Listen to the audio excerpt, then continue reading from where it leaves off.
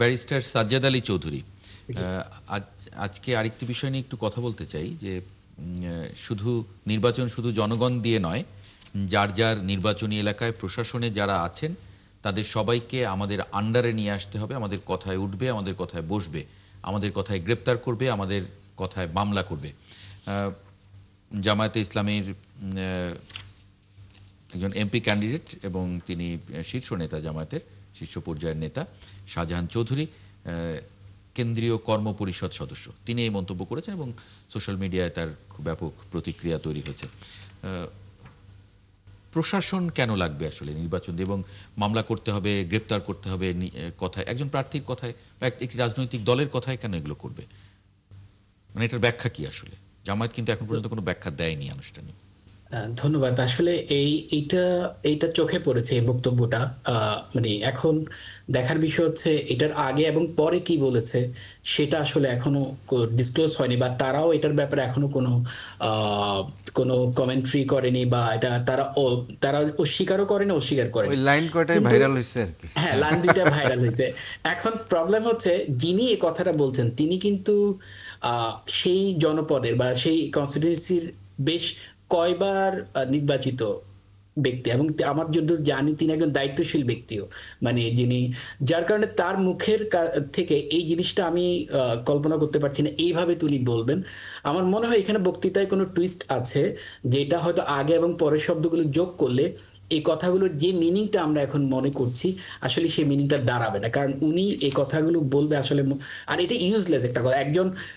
একজন জনপ্রতিনিধি না, যিনি এখন কিন্তু এটা তো ইলেক্টেড না, দুদিন আগের তিনি ঘটনা। এই মানে মাসেল যদি পাওয়ার ব্যবহার এটা করবেন? টুইস্ট হতো, না আপনি মনে করছেন যে এটা টুইস্ট, কিন্তু যদি এটা টুইস্টই হতো তাহলে এই দুই দিনে কিন্তু একটা ব্যাখ্যা তিনি দিতে পারতেন, বা নিশ্চয়ই আসতো যে না এভাবে। তিনি কিন্তু বলেননি যে আগে পরে কি ছিল, তিনি কিন্তু এটা অস্বীকারও করেননি যে তিনি এটা মিন করেন না।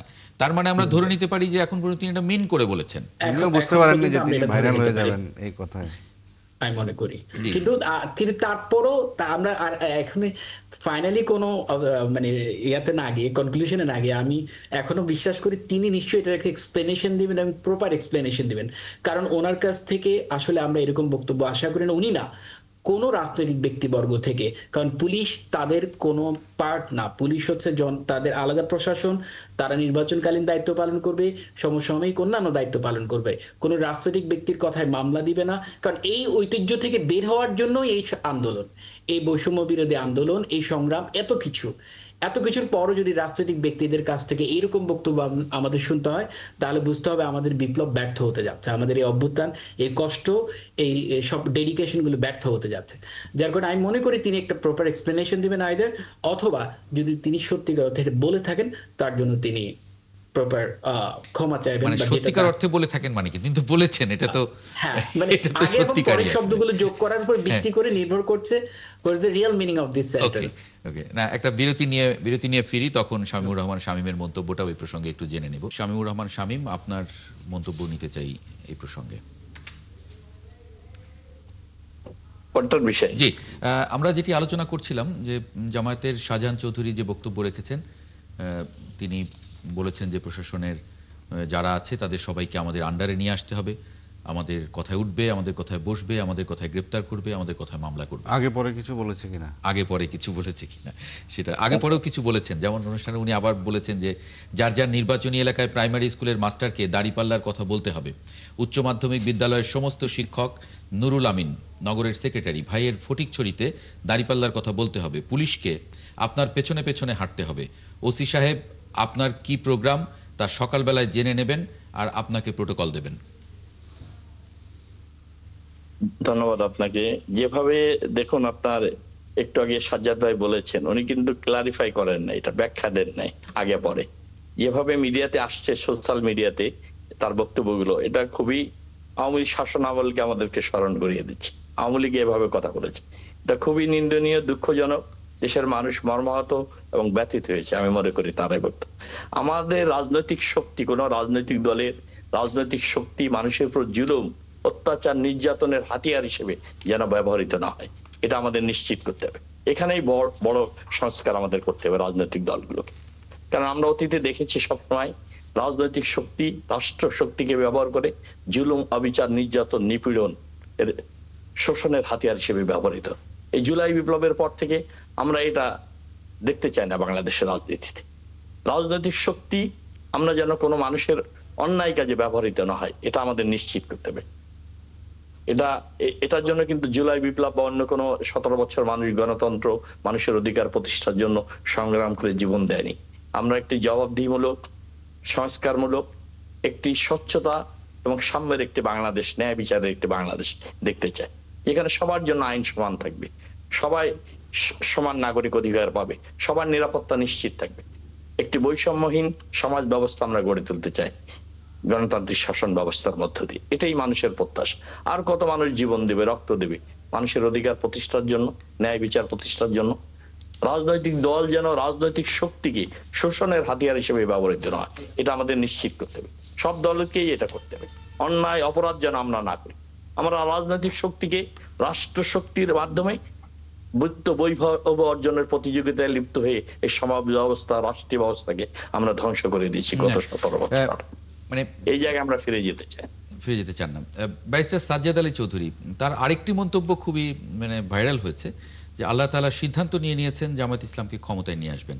মানে এটা কিভাবে মানে জানা যাচ্ছে আগে থেকে, মানে সেটা মানে কি? এটা তো একটা আধ্যাত্মিক কথা, এটা এখন সায়েন্টিফিক ভাবে তো আমি কিভাবে এর উত্তর দেব? কারণ হচ্ছে উনি নিশ্চয়ই হয় স্বপ্ন দেখেছেন, অথবা হচ্ছে আসলে এটার কথাটা আমার আগের মতোই বলতে হবে, এক্সপ্লেনেশনটা আসলে প্রপার না, এবং কাট কাট করে প্রতিটা কথা বলা হচ্ছে যেন একজন মানুষকে এমব্রেসিং একটা সিচুয়েশনে ফেলার জন্য আমার কেন জানি মনে হচ্ছে। হাওয়ার, তারপর আমি বলি যে বেসিক্যালি এগুলো হচ্ছে দায়িত্বহীন কথাবার্তা। এই দায়িত্বহীন কথাবার্তা বর্তমান প্রেক্ষাপটে একজন রাজনৈতিক ব্যক্তি যিনি সাবসিকুয়েন্টলি, যার পাস্ট ভালো রাজনৈতিক ক্যারিয়ার আছে, তার এইভাবে তার মুখ থেকে আমরা এই কথাগুলো আসলে এক্সপেক্ট করি না কোনোভাবে, সেটা উনি না যে কোনো দলেরই। জি, জিয়াউল কবির সুমন, মানে আগে যেমন সামাজিক যোগাযোগ মাধ্যম ছিল না বা এত মানুষের হাতে হাতে ক্যামেরা ছিল না, আগে এগুলো বলে পার পাওয়া যেত, এখন কোনো মাফ নেই। আপনি বলে আপনি বাসায় যেতে পারবেন না, ততক্ষণে আপনি ভাইরাল হয়ে যাবেন, আপনার যা হওয়ার হয়ে যাবে। আপনি মানে আপনি যতটুকু প্রচারণা আপনার ইলেকশনের সময় করতেন, তার আগেই এটা উল্টা নেতিবাচক একটা প্রভাব এবং হাস্যকর একটা বিষয়ে অবতারণা হয় আর কি। তো আমাদের সিনিয়র নেতৃবৃন্দ যারা আছেন, আমরা দেখেছি অনেক রাজনৈতিক দলেই অনেক সিনিয়র নেতারাও কিন্তু অনেক সময় অনেক বেফাস কথা বলে ফেলেন। এখন এটা আবেগও বলতে পারেন, অথবা তারা হয়তো দেখছেন যে হয়তো খুব ক্ষমতার খুব কাছাকাছি তারা অবস্থান করছেন, বা মানুষের পারসেপশন তারা হয়তো বুঝতে পারছেন তাদের মতো করে, তারা ওইভাবেই কথাবার্তা আবেগও বলে ফেলতে পারেন। তো এই সব কিন্তু কথাগুলো একটু বিগত সময়ে কিন্তু উনি যেগুলো বলেছেন সেগুলো কিন্তু আগের সময় বিগত আমলে কিন্তু এগুলো হতো। পুলিশ এসপি ওনারা প্রোটোকল দিতেন সবাইকে, কিন্তু উনি বলছেন।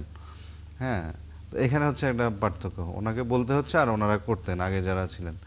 তো আমরা আশা করব যে রাজনৈতিক দলগুলো বিশেষ করে যারা আছেন সবাই তো এখন জুলাই গণ অভ্যুত্থানের নায়ক, বা তারা সামনে একটা সুষ্ঠু নির্বাচনের অপেক্ষা সবাই করছেন। সেই নির্বাচনে সবাই তাদের দায়িত্বশীল ভূমিকার মাধ্যমে তারা তাদের জনগণের রায় যেটা হয় সেটা তারা মেনে নেবেন, এবং জনগণকে কিভাবে তারা কাছে টানবেন তাদের পক্ষে, সেটাই মানে দিক নির্দেশনা তাদের দেওয়া উচিত। মানে এই নির্বাচনে কি আপনি মানে দেখছেন যে মানে ধর্মকে ব্যবহারের একটা কি চেষ্টা কি দেখছেন ভোট চাওয়ার ক্ষেত্রে? বা হ্যাঁ, এবার একটু ইভেন আমি ফেসবুকে দেখলাম সত্যবিতাচারীটা খুলনা 1 আসনে জামাত কৃষ্ণনন্দী নামে একজনকে নমিনেশন দিয়েছে। এটা জানি না তাদের স্ট্র্যাটেজি কিনা বা ওটা সত্যি কিনা সেটাও আমি নিশ্চিত হতে পারিনি।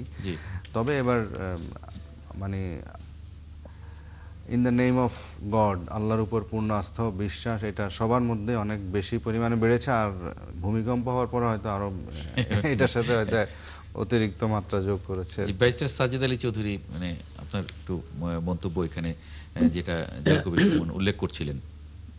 আসলে এই ক্ষেত্রে আমার ওপিনিয়নটা হচ্ছে ধর্মকে রাজনীতির ক্ষেত্রে ব্যবহার এটা শুধু কোনো ধর্মীয় দল করছে তা না, বা এটা সব দলই করে। আপনি দেখবেন ইলেকশনের আগে সবাই টাকা নিয়ে যাচ্ছে, টাকা নেওয়ার পরে টাকাটা দেওয়ার পরে আর তো কোনো ইভিডেন্স থাকে না, তারা করে কি কোরআন শরীফ রেখে বলে যে তুমি সামনে রেখে বলো তুমি আমাকে ভোট দিচ্ছ। এই জিনিসটা প্র্যাকটিস হর হামেশা হচ্ছে। আর সবচেয়ে বড় কথা হচ্ছে মানে এটা কি এবারের নির্বাচনেও কি এখনো হচ্ছে মানে এরকম? এখন এটা হচ্ছে বলতে, এটা তো কিছু কিছু জিনিস তো আমরা দেখছি, শুধু জামাতের কথা বললেন আমাদের সুমন ভাই, কিন্তু এটা বেসিক্যালি কিছুক্ষণ আগেও দেখলাম যে ফেসবুকে বিএনপির একজন নোয়াখালীর 5 আসনের প্রার্থী টাকা বিলাচ্ছেন, এটা সব জায়গায় আসছে এখন। এটা হচ্ছে খুব কমন, মানুষের কাছে যাওয়ার, মানুষ মনে করে টাকা দেওয়া বা ধর্মকে ইউজ করা, এটা হচ্ছে একটা মানুষের কাছে যাওয়ার, হৃদয়ে স্থান পাওয়ার একটা সবচেয়ে ইমোশনের ইজি জায়গা। মাধ্যম। জি, আপনি বলেন কন্টিনিউ। জি। যার ফলে মানুষ এটাকে খুব ব্যবহার করে। কারণ হচ্ছে মনে করে আমি যদি একটু ধর্মীয় কথা বলি, আমি ধর্মের কিছু কোরআনের আয়াত বলি, অথবা আমি যদি ধর্ম না আল্লাহর নাম নিয়ে যদি কিছু বলি, তাহলে এই লোকটা হয়তো আমাকে ভোটটা বেশি দেবে। অথবা আমার অতীতে করা কৃতকর্ম, ভুল, অন্যায়, পাপ, দুর্নীতিগুলো ভুলে যাবে হয়তো এই ধর্মের কথাবার্তা বলার কারণে। এটা বেসিক্যালি এটা আজকে বাংলাদেশের প্রেক্ষাপটে না, আমরা অতীত ইতিহাসগুলো দেখলেও, গল্প উপন্যাসগুলো দেখলেও এইভাবে এই জিনিসটাই এটা দেখতে পারি যে অতীতে আমরা ধর্মকে ইউজ শেখ করতে হাসিনাকে লাল কালি দেখেছি হিসেবে। মাথায় ইলেকশনের সময় পট্টি নিয়ে উনি জি, তসবি হাতে নিয়ে। তসবিহ এগুলা, হাতে নিয়ে। হ্যাঁ, এগুলা মানুষকে কাছে টানার, মানুষের ধর্ম বা মানুষের আবেগ অনুভূতিকে মানে একাত্ম করে ফেলার একটা মানে প্রবণতা আছে এখানে। প্রবণতা মানুষের মধ্যে, বিশেষ করে যারা ভোটে দাঁড়ান। জি, মানে এবং কি নির্বাচনী দলগুলো তো আমরা এই মানে আনুষ্ঠানিক প্রচারণা দেখতাম যে শাহজালালের মাজার হ্যাঁ, থেকে মাজার জিয়ারত করে সিলেট শুরু করেন, সিলেট হ্যাঁ। থেকে তারা শুরু করতেন যে আনুষ্ঠানিক প্রচার যেটা, সেটা যে সেখানেও আছে। শামীমুর রহমান শামীম, জি। এ বিষয়ে একটু মন্তব্য করবেন, যে উনি বলছিলেন যে নোয়াখালী 1 আসন বোধহয়, আমি যদি ভুল না, 5 কথা আসন। বললেন। জি, না দেখুন, এটা তো সবসময় আমরা এখানে বলে আসছি, জাতীয় নির্বাচন, স্থানীয় নির্বাচন, সিটি কর্পোরেট নির্বাচন, পেশি শক্তি, অর্থ শক্তি, এগুলো যেন কোনোভাবে প্রভাবিত না করে জনগণের মতামতকে ভোট দেওয়ার ক্ষেত্রে। সেভাবে আমরা সবসময় একটা সামাজিক আন্দোলন গড়ে উঠছে দেশে। আমরা এটা চাই না কালো টাকা, পেশি শক্তি এগুলোর প্রভাবে ধর্মকে ব্যবহার করে মানুষকে প্রভাবিত করে যাতে নির্বাচনী পরিবেশটা, মতামত দেওয়ার ক্ষেত্রে এটা দেশের রাজনৈতিক ব্যবস্থায় কলুষিত হোক, সুষ্ঠু ভোটের ক্ষেত্রে এটা একটু অন্তরায়। সেটার দিকে অবশ্যই আমাদেরকে খেয়াল নজর রাখতে হবে যাতে এভাবে না হয়। এটা আমরা কি সুষ্ঠু অবাধ নির্বাচনের জন্য মানুষ যত নির্বিঘ্নে উৎসব মুখর পরিবেশে তাদের মতামত ভোটের মাধ্যমে নিশ্চিত করে যাতে তাদের নির্বাচিত মনের প্রতিনিধি তারা নির্বাচিত করতে পারে, সেই দিকে আমাদের সবাইকে সচেষ্ট হতে হবে। তা নাহলে তো গণতান্ত্রিক শাসন ব্যবস্থায় আমরা ফিরে আসতে পারবো না, গ্রহণযোগ্য ভোট সেটা হবে না। সবার কাছে গ্রহণযোগ্য এবং সবার অংশগ্রহণ উৎসব মুখর পরিবেশে আমরা একটা সুন্দর নির্বাচন দেশবাসী প্রত্যাশা করছি, যেখানে পেশি শক্তি, জি। সন্ত্রাস, নৈরাজ্য, কালো টাকা কোনো প্রভাব মুক্ত থাকবে সম্পূর্ণ।